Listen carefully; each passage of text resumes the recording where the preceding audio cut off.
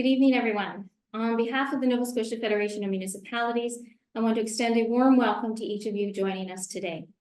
We would like to acknowledge that this event is taking place in Mi'kma'ki, the ancestral and traditional lands of the Mi'kmaq people. We acknowledge the peace and friendship treaties signed in this territory and recognize that we are all treaty people.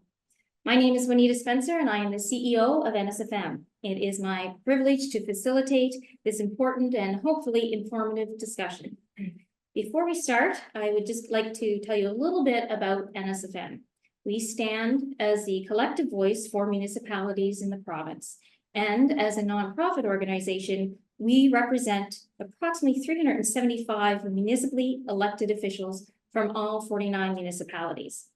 In fact, if you're running for office and you succeed, you will be a member of our organization, and we look forward to welcoming you. NSFM has a long history. We were established in 1906.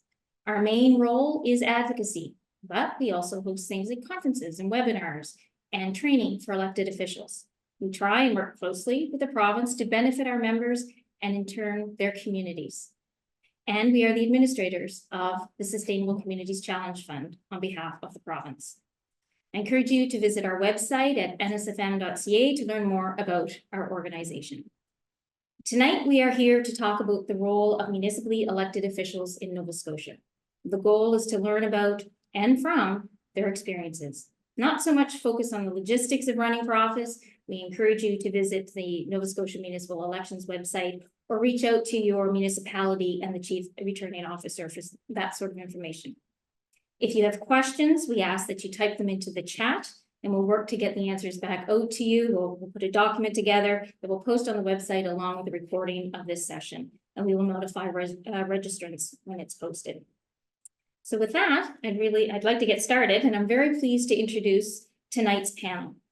So over on my far left, we have Warden Amanda Mumberket from the municipality, the County of Richmond.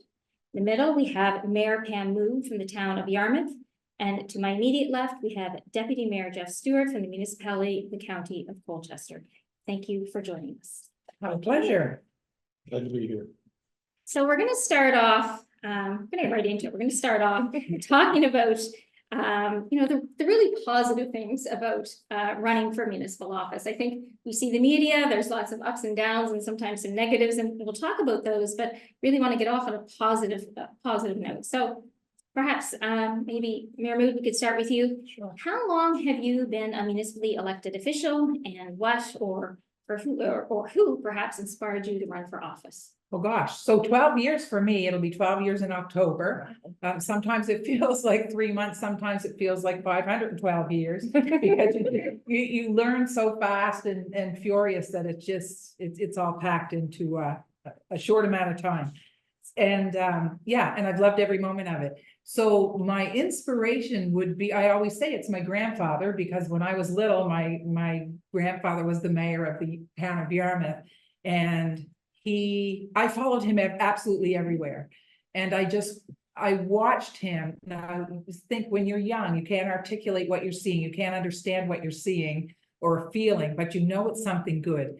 And we had a grocery store, so Lebanese immigrants, and we had the grocery store. And I remember people would come in to talk to the mayor because he was in the store.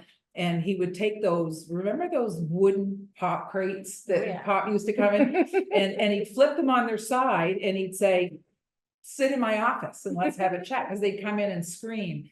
And they would walk out. It could be 10 minutes later, it could be 2 hours later, but I was always in the store because that's where the penny candy was.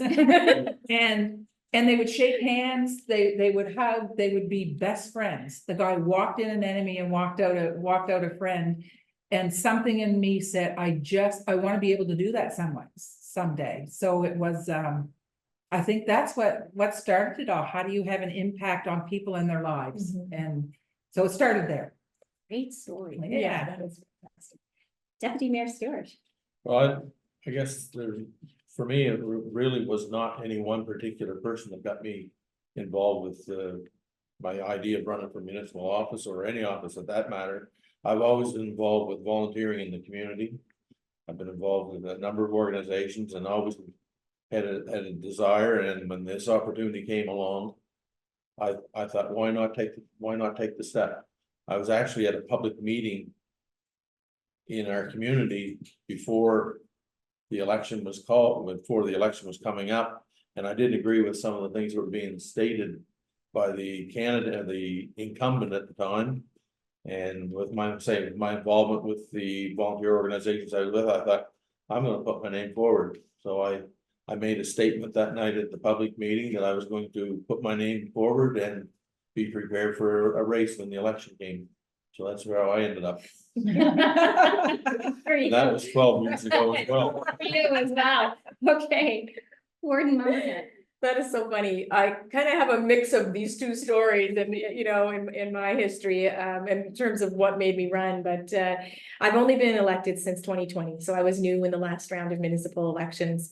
And I was one of, 5 brand new councillors that went to the Richmond County Council table in a council of 5. Not one incumbent was returned. So, you know, certainly in the opinion, obviously, of the populace, you know, Richmond County had a fairly broken council and felt, you know, many people felt it needed to be refreshed completely. Then that was the message that was sent. And so that's what happened. And I immediately became the warden. I had worked with municipal councils for quite a long time in community development work, and similar to your experience, Jeff, with volunteer organizations and that type of thing. And, you know, I was tired of the headlines that were not favorable for our county, because I knew how great a place it could be and how much potential there was there. And so that's, you know, I think if you're going to complain about something long enough, then sooner or later you have to do something about it. And it was just time for a new group of counselors to be around that table. But really, at the end of the day, you know, that idea of public service, it does come to me through my family as well.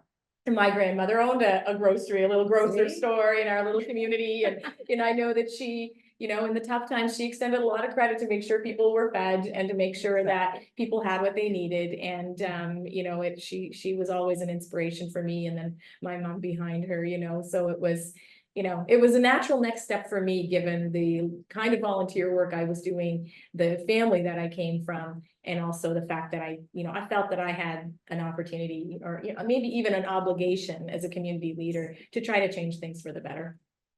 Great stories, everyone. So, Warden Memberton, I'm going to put you on the hot seat again. Well, you're the newbie. Yeah. So it's probably very fresh in your mind still. I know it's been, you know, almost 4 years, but can you share with the audience here what campaigning for the first time was like? You know, knocking on doors and speaking with community events. What was it like? It was, I would say the word surreal would kind of describe it in a way, because it was in the middle of COVID. I was trying to go knocking on doors in a safe way, you know, knock on the door and then back off 6 feet, and, you know, and have these conversations at a distance, but some of these conversations were very personal ones. And so campaigning itself was really, unusual.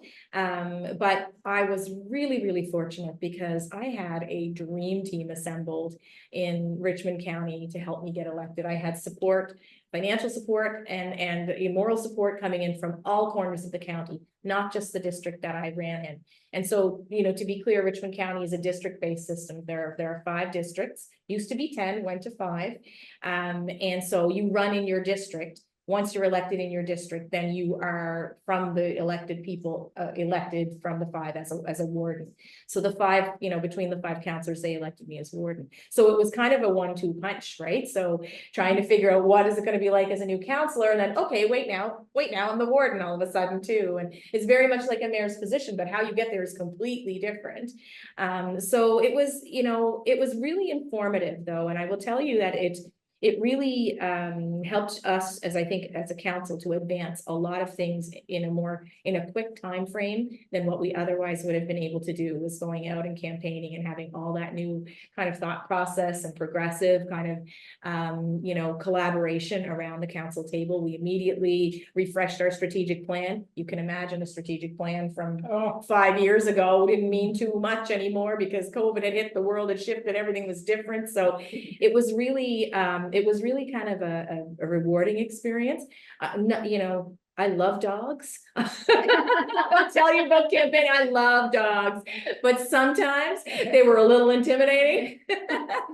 But, you know, overall, like those conversations with people and how it informed our decisions going forward was absolutely invaluable. And, you know, I think whether or not I do plan to run again, but whether or not it's a contested seat, I will definitely be back out talking to the public, because you need to do that check-in in a very, systematic way on a regular basis, I think.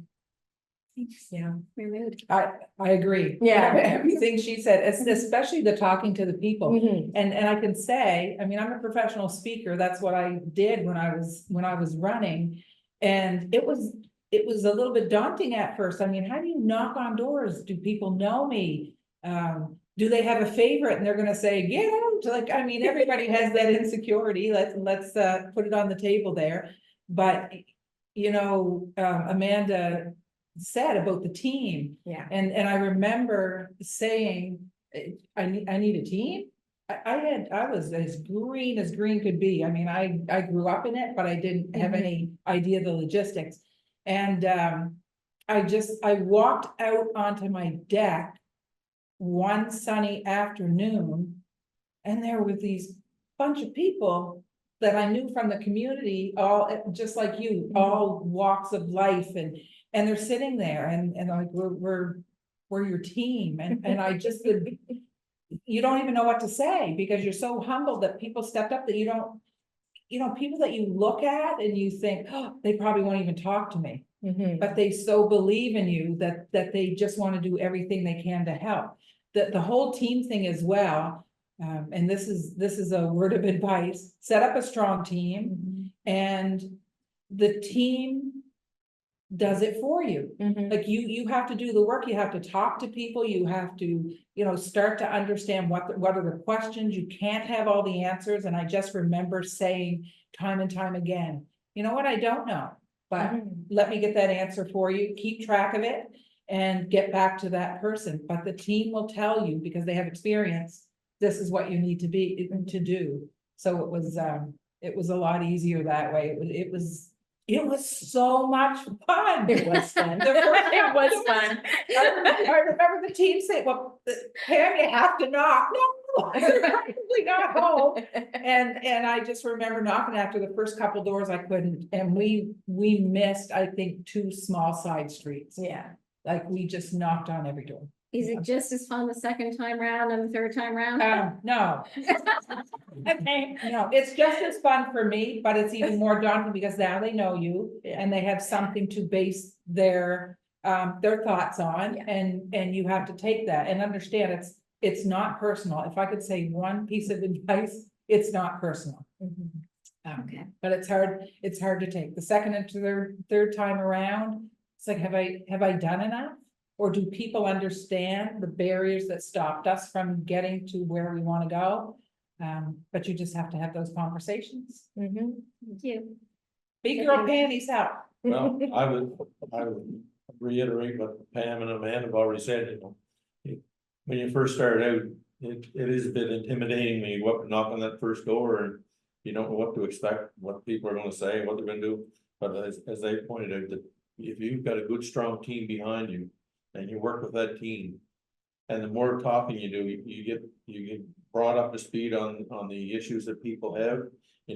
They may seem like small issues to you at the time, but they're big issues to these people, and it's great to get out there and find out what the community really wants, what the community needs.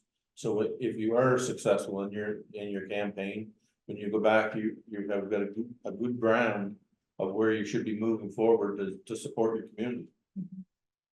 Knowing, this might be one of the questions, I don't know, but knowing why you're running is really important.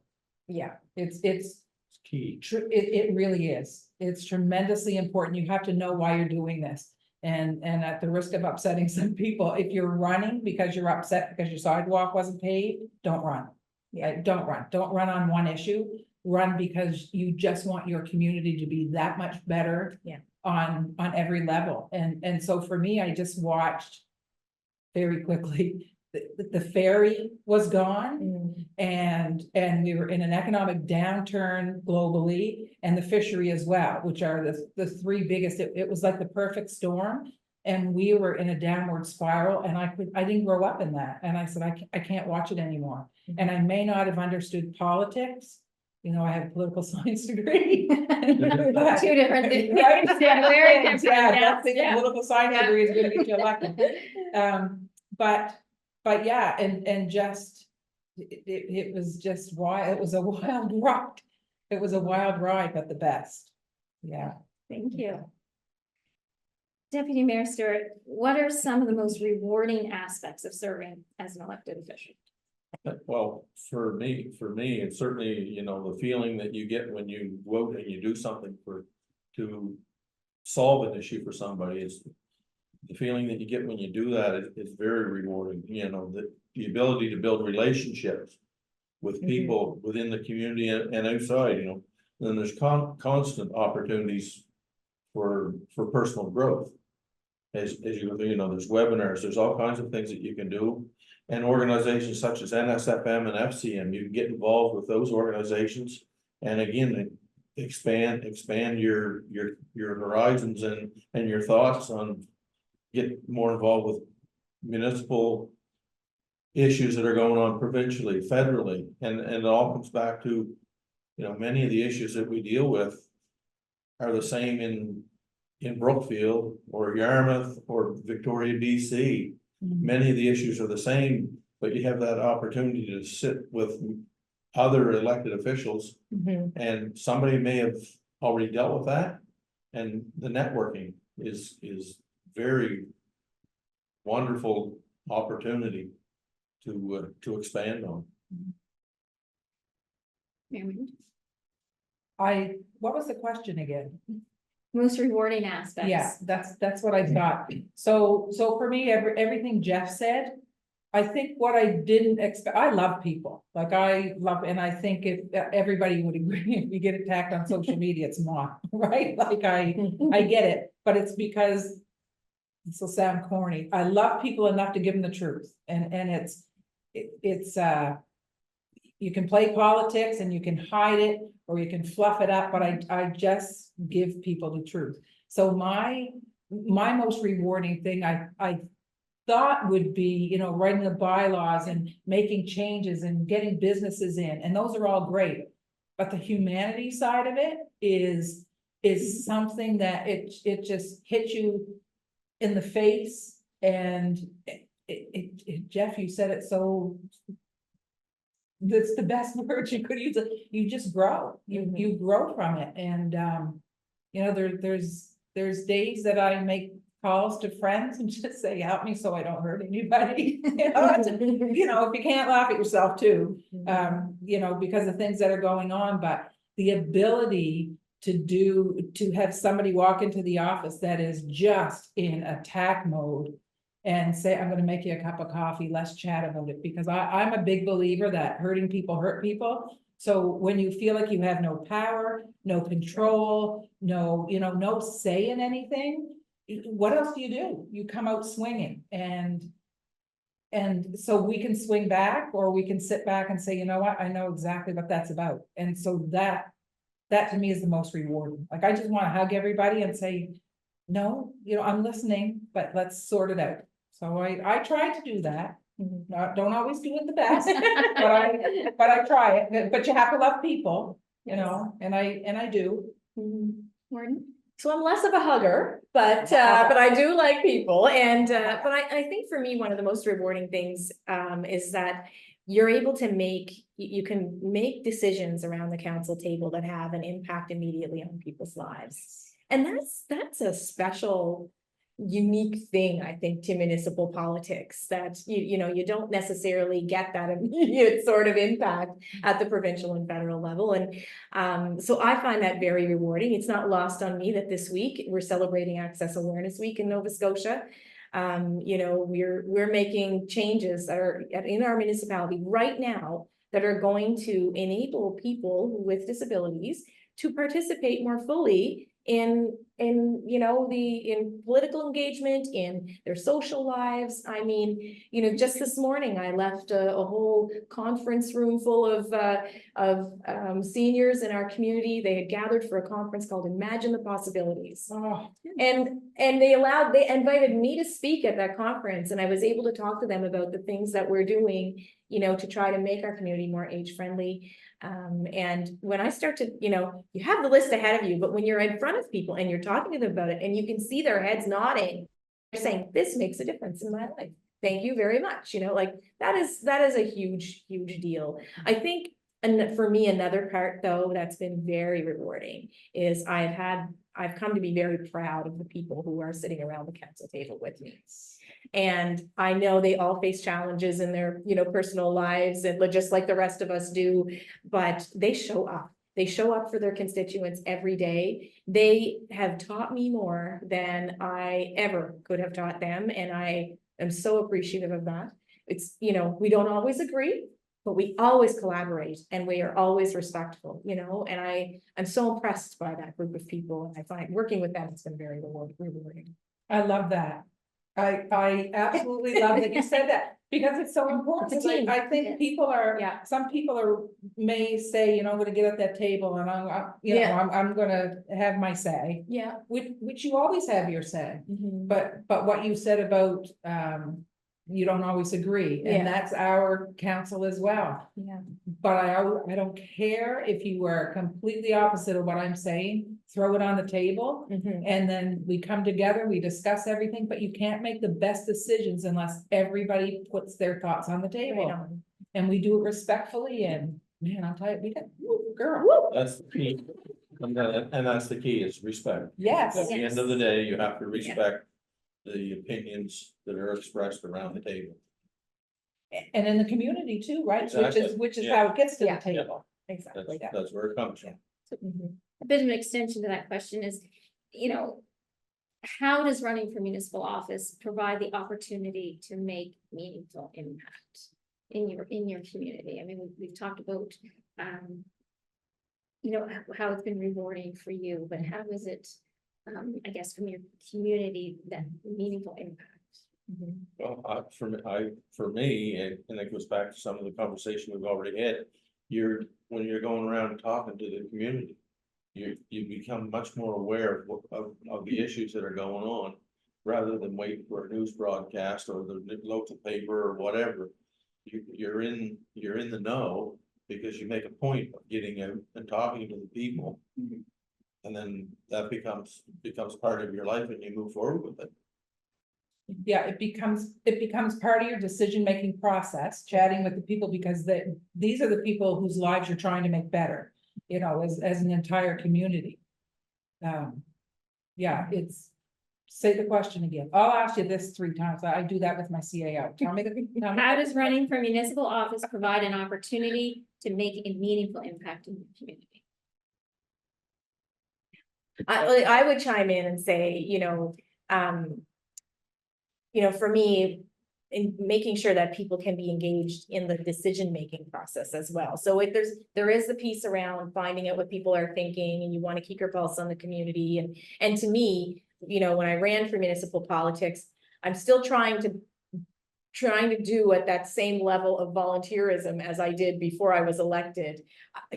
It's probably not long-term sustainable from a just, amount of sleep perspective, but I think, you do want to stay connected to people. But I also think it's really important to bring them into council chambers. So when you're talking about meaningful impact, how do they participate in the decision-making process? So in Richmond County, we had gone down a road where some, public members at large had been eliminated from certain committees. So there was no more question period in our council. There was a whole series of accountability measures, I think, that had been let slide in our community. And to me, that was job number 1, was putting those back. Yeah. Right. So now we have public members back at our bylaw and policy committee. We've got positions that had been traditionally available even for public members to sit on, say, our planning advisory or whatever committee it was. Sometimes those committees were really hard to fill. When we issued our call for public participants on those, after the new council came in, we had more applications than we had seats for a change. Wow. It was like, it was amazing. Like, we couldn't believe the level of public engagement. So to me, that meaningful impact is making sure that, you know, it's not just the five of us sitting around a table talking to each other. We've got to bring those, you know, different perspectives to the table that are coming from community. And sometimes those perspectives are not going to align with what we're thinking. You know, I'm thinking just this past Monday night, one of our counselors brought an issue about roaming animals to the council table. And I don't think he necessarily agreed with, you know, but he wanted to bring the issue forward on behalf of the constituent.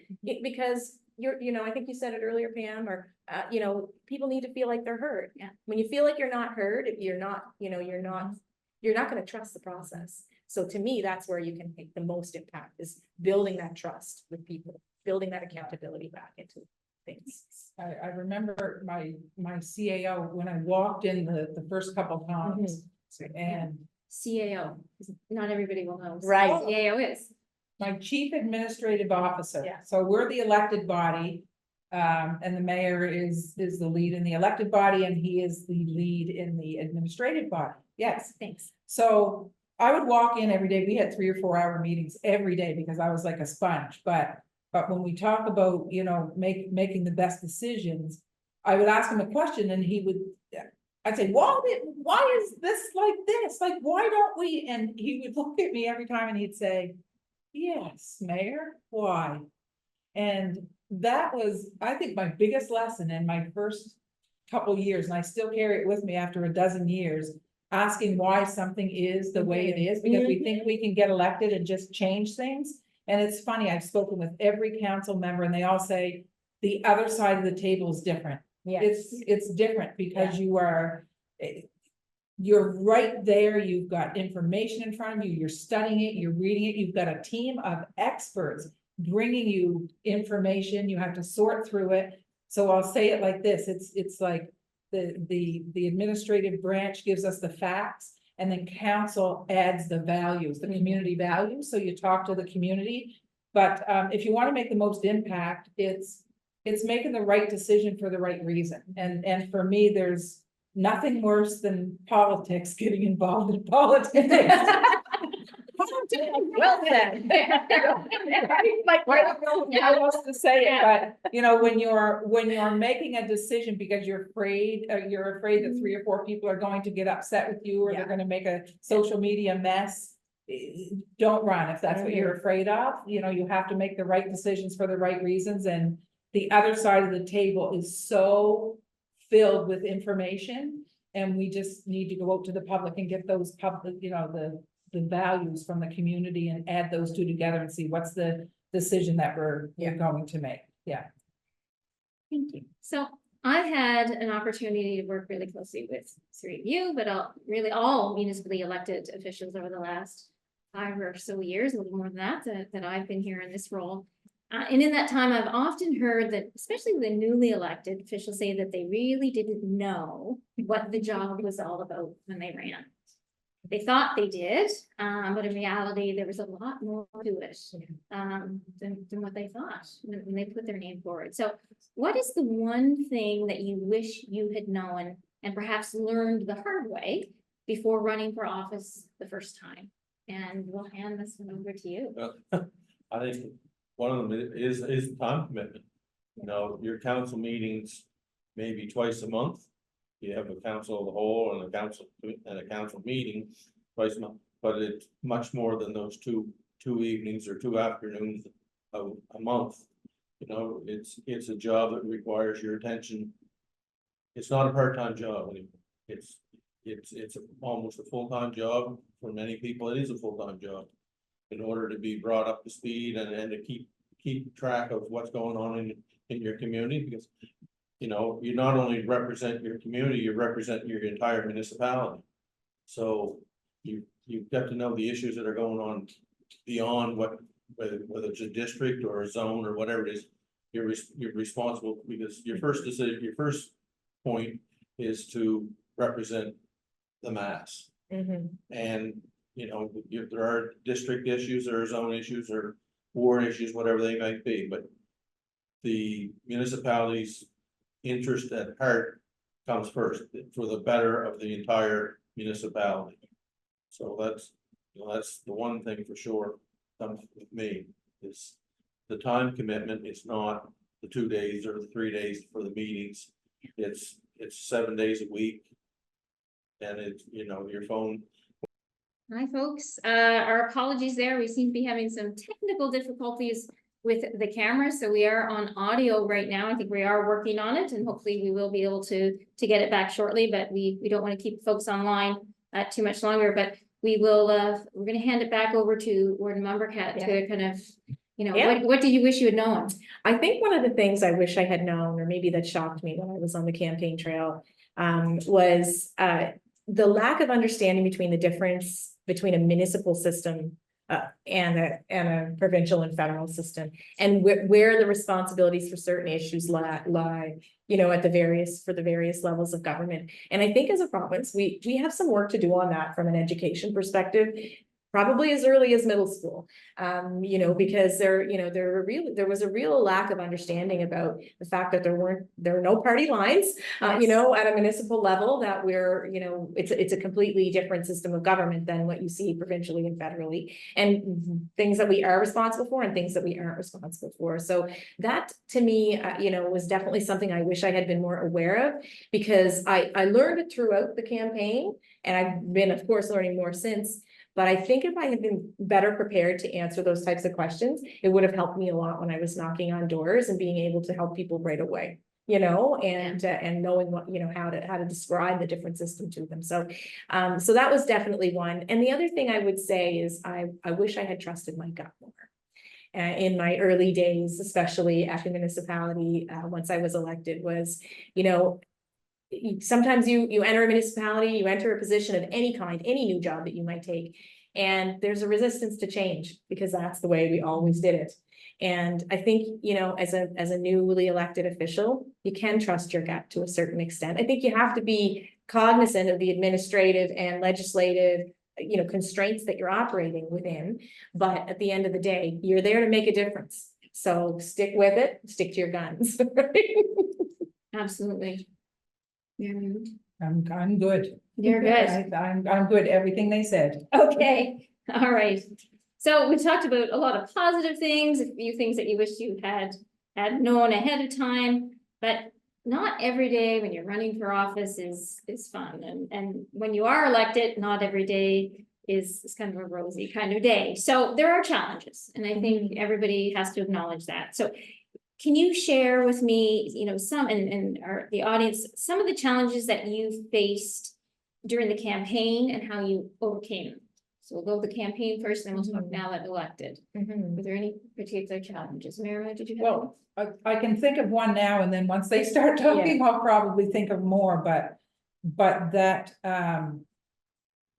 the challenge of being able to answer questions and understanding that you don't have to know everything. You don't, and I said this earlier, but you do have to respect the question and the person and just say, like, I don't know the answer to that, but I'm glad to get you that answer, and make sure that you follow through on that. So that was really, really important.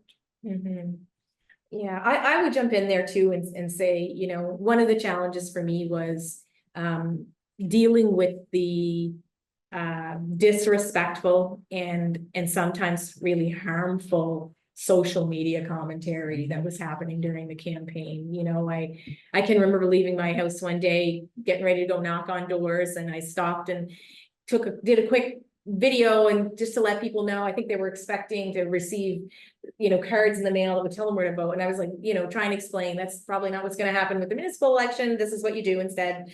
I can't remember exactly what the issue was, and I forgot to take my sunglasses off. Oh. And I will tell you the level of feedback that I got from what I would classify as keyboard warriors, because, you know, it was disrespectful to speak to people with your sunglasses on. My sunglasses were too big for my face and didn't look good with my hair. You know, the eyes are the window to the soul. That was one of my favorites. Eyes are the window to the soul, and we can't see your eyes. What are you trying to hide? that kind of rhetoric and negativity, and probably not even from constituents in my, in my county, but just people who felt that they had because I was running for public office, it was carte blanche and they could say what they would to me. I found that really challenging, and it was hard not to jump into the weeds and read the comments because, it's, you want to know what's on people's minds. But I think, at the end of the day, you have to rise above that stuff, and it definitely thickened my skin. Better for it. So thank you, keyboard warriors. Social media is certainly a topic that I've, we've had many times, our conferences and training sessions with our membership, and it really is a big learning curve for folks to, understand the comments that are coming at you and how to deal with that, and for sure. So thanks for sharing that with us. Just to add to what was already said, go back to the jurisdictional borders. Many people don't understand, they want their road plowed, or they want the road graded. They don't understand that this is a provincial road, or this is a municipal road, or this is a private road.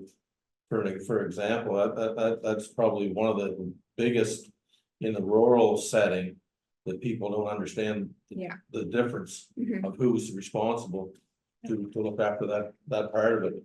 And when they ask you a question, they expect the answer to come from it. And as Mayor Moose said, if you don't have the answer, don't try and give them something, just to tell them, look, I don't know, I'll get back to you, and get back to them. The jurisdictional borders is a huge issue. It is, and right down to the position, which, and you said, the warden and the mayor were both leads, elected different ways. But somebody had asked, I must have been in a mood one day. and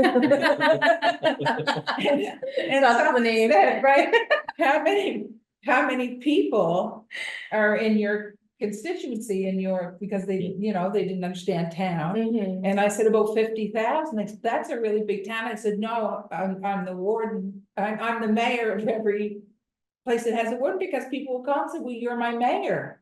And I said, oh, you're warden if you're mayor. Yes. But they didn't understand. And that's okay. That's okay, because I'm the mayor of the economic center of the region, which, that's the way it works.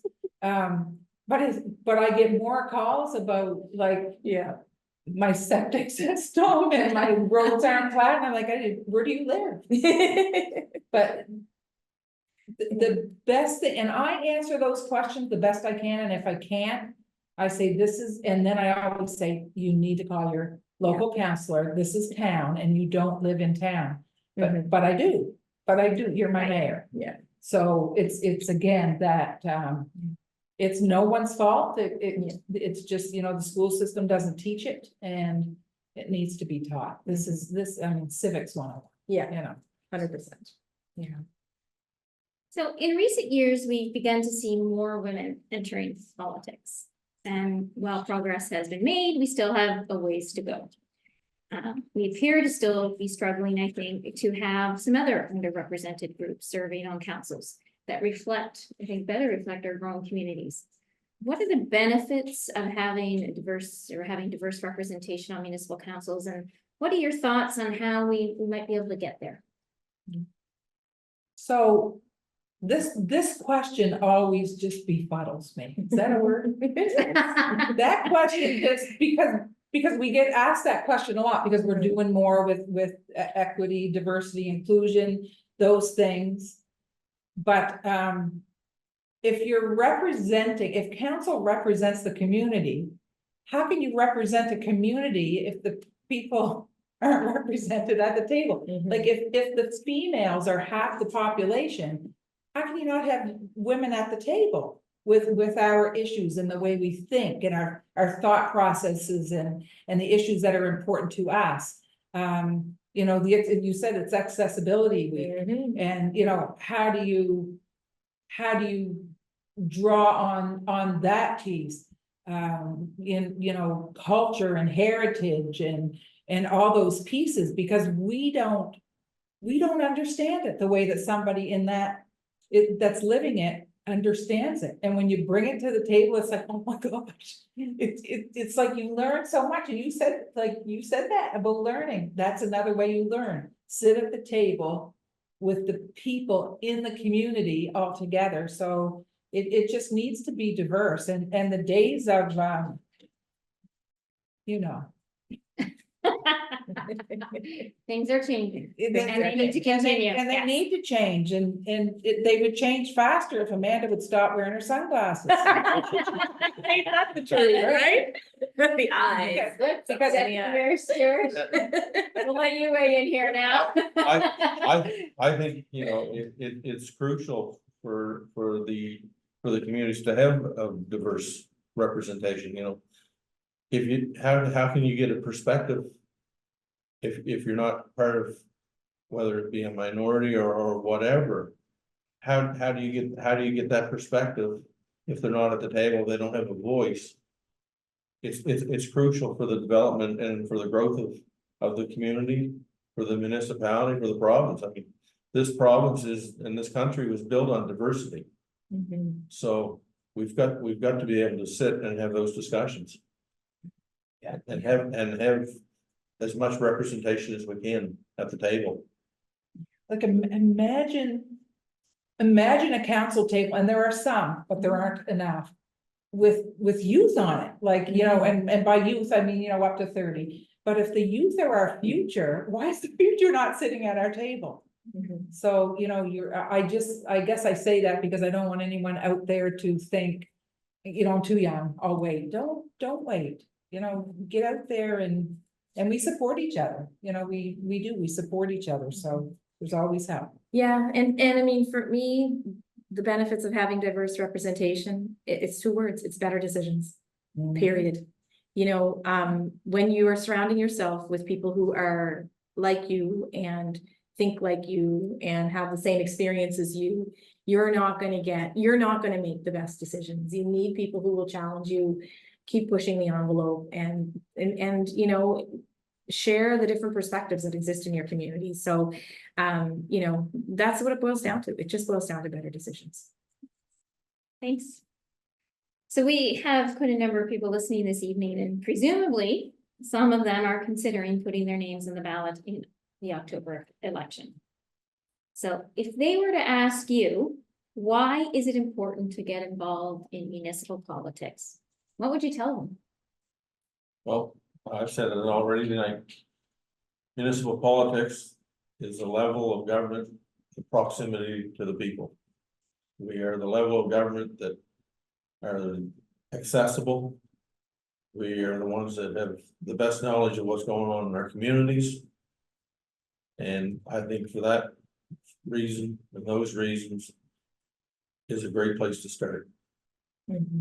If not you, then who, right? Who else do you think, you know, can better represent your community than you, right? And if you think you can do it the best, then do it. Because if you think you can't do, you know, if you do a good job and you're in it for the right reasons, and I think we said it earlier, you have to be really clear on why you want to run, then, you know, think about what would be missing from that municipal table without you there. Right? And all of the richness and the value that you could potentially bring because of your experiences. Like you say, if you're running because, you know, you want to get your road plowed first or whatever the heck it is, you know, like, that's probably not the best reason to run. But when you're thinking about it and you feel that you've got some good, you know, some good value you can bring to the table, then, you know, I think, like I said, for me, it almost felt like an obligation, because I wasn't pleased with the direction things were going. And I felt I had the ability to make a change. And now I think about, you know, all the opportunity that is on the horizon for Richmond County in terms of our, you know, traditional and new, you know, green energy industries. I mean, if we didn't have a really collaborative council in place right now, I shudder to think what would be happening in our community and where those opportunities would have went instead. You know. Yeah. I mean, with regard. Yeah. Yeah, Okay. no, we do, because we Yeah. see everything across the province, once you're elected, Yeah, you care about every yeah, municipal unit, because the only way the province grows is if we're growing, so exactly. we care about each other. I guess I would answer the question with a question, and the question is, do I care about my community? I'm living here, I'm gonna bring up my family here, or my family has lived here. Do I care about it? And if I genuinely care about it, and I have the time and the commitment, you know, can I put my name and sit at the table and make the decisions that make the community better for everyone? Yeah. And, yeah, but you have to care about your community, That's right. you know, if you're sitting online and you're one of the keyboard warriors always complete, I mean, I'm just gonna, I guess I should be diplomatic, but whatever. Yeah. I'll be honest, you know, if you're sitting there and you're always just complaining, you know, there's two things you can do. You can run and make a difference, or, you know, you can watch somebody else do something that you wish you had done. Mhm, You know, it doesn't have to complain about a community, mhm. do something. So we're almost done here, but I just wanted to circle back to the three of you and you know, many candidates aim for progress on something there. Mhm. You know, as you said, don't run if you want your sidewalk plowed or whatever, but many candidates do have that reason. And you said that, what is your reason? But you face obstacles. So I just wondering, did you have goals when you ran? And, you know, have you achieved them? Have you, you know, run into obstacles or challenges on the way? Just wondering, you know, some of you have been on council for a number of years, and of course, we have, I don't want to say newbie, because we're about to have some new folks, you know, join municipal government. I have a couple more months to be a newbie still. Right, we'll give it to you. We'll give it to you for 4 months. Okay, so why don't you start? We'll let you start. Yeah, so definitely when I ran, and I can, when I close my eyes, I can still see all of those signs that many constituents put up in support of me, and you know, right on the sign and right in all of my materials that I produced, it was really about having a plan for growth. Because, you know, what we were seeing in the county was kind of a insular sort of approach to dealing with the fact that costs were rising, and, you know, affordability was becoming challenged. And so we needed to plan for growth. The bottom line is without economic activity, there are going to be fewer and fewer people in the county paying for more and more expensive things. That's not sustainable, right? So we needed that plan for growth. And to do that, we needed a change in attitude. And so I feel like we're getting there, you know, I really feel like we've made some incredible strides in that direction. You know, another piece of that puzzle though, and I think the thing that it all hinged on was putting some accountability, you know, ensuring that accountability piece was back front and center in everyone's minds, and it's working. You know, it's not rocket science in terms of how you gain the trust of people. You be honest with them, like you've said, you talk to them, you bring their concerns forward, you make sure that people are heard, and not just feeling heard, but are heard, you know, and you have to, you know, you have to stay that course. So I really feel like we've made some great strides in Richmond County, but you know, planning for growth is it's not a 4-year cycle. And that's part of the difficulty, right? When you're elected, it's, you know, you have to make decisions that are not going to be good just necessarily for the next 4 years. You have to look at the next 20, 50 years. What is that going to look like in your community? And sometimes it means you have to make unpopular decisions, right? But at the end of the day, this is what is in the best interest of your community.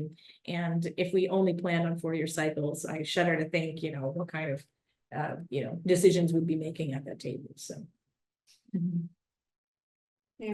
Yeah, have you achieved your goals?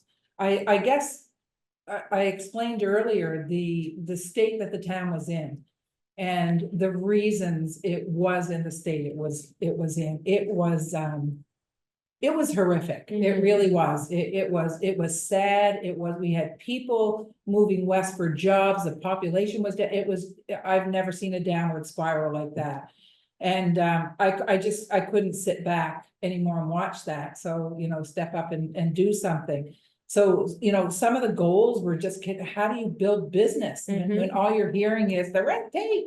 So, like, give Mama Mood a pair of giant scissors, I'll cut that red tape for you. And then you realize, wait a minute, it takes you 10 years to get through.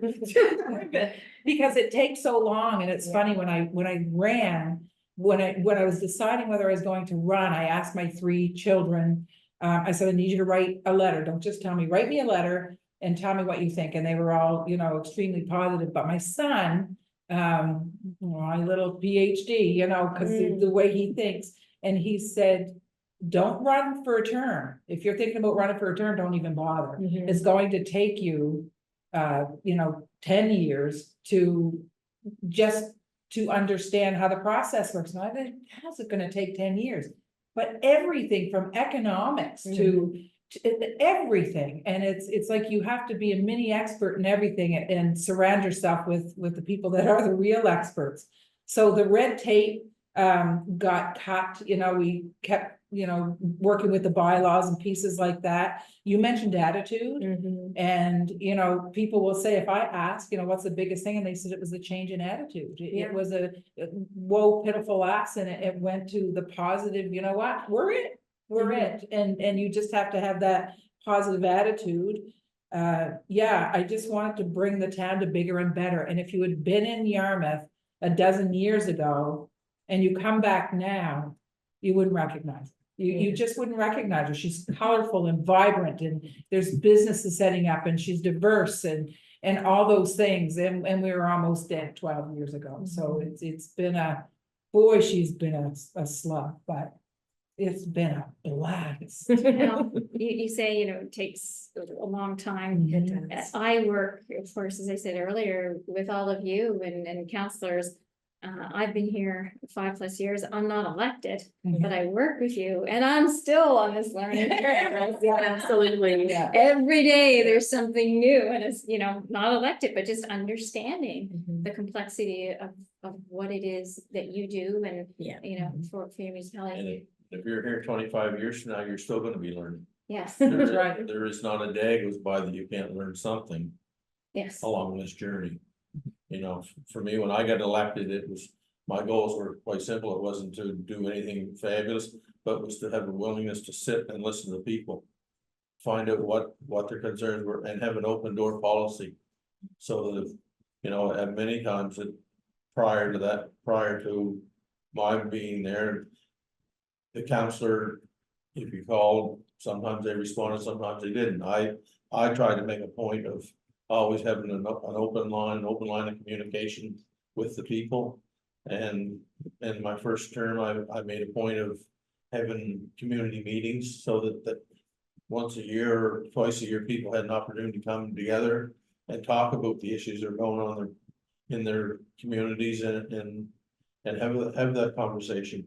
I was fortunate enough, and I think it was successful because I was fortunate enough the next 2 terms to go unopposed. So I didn't have to, but in the same breath, I wasn't out knocking on doors. So I still had to maintain communication with people. So I continued to have community meetings so that I would know what was going on in my area. Okay, I think we're down to the wire here, and then really, I just want to hand this one over to you 3. If there's anything else that you would like to share with the audience tonight, anything that you want to share, or that we haven't covered here in the questions, or something that you think is really important if you're considering running for municipal politics. I think I was one of these children growing up, but I didn't always listen to my parents. And didn't always do as I was told, but after I was elected, and I've remembered this today, and I'll never forget it till the day I don't have a memory. But I remember my father telling me, you've got 2 eyes, 2 ears, and 1 mouth. You know what should be operated the least. And that's the mantra that I've tried to move forward with, to listen, observe, and then speak after you've got the facts. That's great. Yeah. Sorry, go ahead. No, there's so many things, we'll have to bounce off each. Yeah, I hope anyone that runs, I guess the biggest hope is that you have the courage and the integrity to make the right decisions for the right reasons. And that's a difficult one to even put on the table. Yeah. But there's nothing worse, there's nothing more disheartening and damaging to a community than when, someone is afraid to make the tough decision because they're afraid somebody's going to get upset. People are upset with us every single day, but understanding that we don't always get it right. But if you're making the decision with all the tools in front of you and the information and the values of the community and what you believe the community is looking for, and ultimately what's going to be best for your community, then that's what we need at the table. But I say it a million times, the game of politics at this level, there's no need of it. There's no need of it, and I don't think there's any place for it. I would say number two, something important is it's not personal. It's not personal. People are frustrated. It's 2024. People can't pay their bills. The gas prices are up, the grocery prices, they're having a difficult time finding housing. People, it's not personal, but people are frustrated and they don't know how to get their frustrations out. So I don't take it personally, as long as I'm doing everything I can to make a difference. And the third thing I would say is something really, really simple. If you want to know even just a small portion of what's happening, take a walk in your community. Right. And, I walk through town all the time, and when I take a walk, I look at the trails, I look at the dog things that we put up with the, where you can put the doggy bags and we give the free bags out. Those get put there by staff, the garbage gets picked up. The street lights are there. If you have a drink of water, that's because we've done something. If you flush the toilet and it goes down, it's because we've done something right. You take a shower, a new business sets up, you're sitting in a new coffee shop. It's because our team has worked with it. There's nothing that happens, nothing that doesn't happen at a local level. And I think everything you look at has a place in municipal politics. It's not small. It's huge. And it's the reason, a lot of federal politicians are leaving that and coming to local government. It's where the people are. Yeah, I would build on some of that and say, and I think you said it earlier, Jeff, when you do get elected, your number one duty is to the municipality as a whole. You're there representing a specific district. In my case, I know some are elected at large, but in Richmond County, you're there representing a specific district. But when you're sitting around that table, you need to consider the interests of the whole county as your number one priority. And I don't necessarily think that happens, consistently in municipal politics. So I would encourage you, if you're interested in running, think about your motivation. Absolutely be there to fight for the constituents in your district, but know that at the end of the day, the decisions you need to be making have to benefit the whole county. And I have to give a shout out to my deputy warden, Sean Sampson, on this from day one, sitting at that table, and he represents District 1, which is on the far, sort of far end of Almadam in Richmond County. And, traditionally, there's always been a divide between the east and western ends of Richmond County, separated by the tiny little Lennox Passage Bridge, which for a community that has about 9,000 people left in it, it's silly for us to be still thinking along those parochial lines, right? And he has said from day one, what is good for St. Peter's in the eastern end is good for, Little Ants and on Almadam, and what's good in Ayrshad is good for Lordways. And, he has always come to the table with that attitude. And I think it's so critically important. You need to be a big picture thinker sometimes. It's not to say that you're not there to, like I said, make sure that your constituents are well served, but you do need to be a big picture thinker. I would say also that there's no problem that can't be solved with listening and leadership. It's not always gonna maybe result in the popular decision, but that listening piece, like you say, is more important than than the talking piece, Jeff, right? And, you know, it's something that I have to continue to work on because God knows I love to talk, as you can tell from today. But, you know, but that listening piece is so, so important. I think too, as a person potentially considering getting involved, is you need to be visible in your community because your visibility is often interpreted as your availability. And so, you know, making the effort to be at the community breakfast or to at least send a message of regret if you can't, you know, like whatever it is that happens in your community, being visible is really key. And I would also say, you know, when you enter municipal politics, if you're successful, you know, at the first time up, you know, running, like I was, I think it's really, really important to look at what's happening in other municipalities that you admire. So I know I got words of encouragement from you when I was elected Mayor Mood, and I really appreciate that. And so I look at what's happening in Yarmouth and I look at what's happening in other areas of the province. And I try to check out how those municipalities are being run and what are the lessons we can learn to take back to our municipality from them. Because just, you know, because we tend to be insular thinkers and do things the same way just because it's the way they've always been done, we can slip into some pretty bad habits. And so now, you know, I look at what we're, you know, the way that we're running administratively and the way that we're, you know, having more public engagement around the council table, et cetera, et cetera. And we've learned a lot of that from our neighbors. We don't have to reinvent the wheel. And there's no more sharing community that I've ever been a part of than the municipal community in Nova Scotia. And I think that's largely because of the efforts of NSFM and the kind of people who are around the table. So.